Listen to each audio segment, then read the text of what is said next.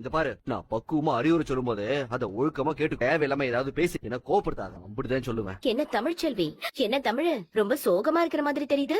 அது ஒண்ணு இல்ல அத்தை, மாமா இவள படிக்க வைக்க முடியாதுன்னு சொல்லிட்டாங்கல்ல, அதனாலதான் மேடம் சோகமா உட்கார்ந்துட்டு இருக்காங்க. ஏண்டி இத்தனை பேர் இந்த வீட்டுக்குள்ள இருக்கோம், இங்க எல்லார் கண்ணிலையும் மண்ணை தூவிட்டு இங்க யாருக்கும் தெரியாம போய் 12ஆம் கிளாஸ் பரீட்சை எழுதி அதுல 600 மார்க் வாங்கிருக்கனா நீ சரியான கேடிதான். நீ ஆளு பாக்கதான் தம்மா தூண்டு. என்னென்ன வேலை செஞ்சிருக்க நீ? ஏதோ நாங்க கொஞ்சம் அசந்ததுல எங்க கண்ணுல எல்லாம் மண்ணை தூவிட்டு போய் 12ஆம் கிளாஸ் எக்ஸாம் எழுதிட்டு வந்துட்டேன் இல்ல. இதுக்கு மேலயும் உன்னை மேற்கொண்டு படிக்க விட்டுருவோன்னு நினைச்சியா? நீ இதே வீட்டுல இருந்துகிட்டு என்னைக்கா இருந்தாலும் அப்படி ஒரு விஷயத்த நான் பண்ண மாட்டேன்னு அவரே சொல்லிட்டாரு. அதனால இனிமேலாவது உன்னோட டாக்டர் கனவை மூட்டை கட்டி எங்கேயாவது ஓரமா போய் வச்சிரு. இவ்வளவு தூரம் எல்லாமே பண்ணது அந்த கிழவி இருக்கிற தைரியத்துலதான். ஏண்டி போயும் ஒரு தள்ளாத கிழவி உனக்கு துணையா இருக்கும் நம்பியா டாக்டர் ஆகணும்னு கனவு கண்ட?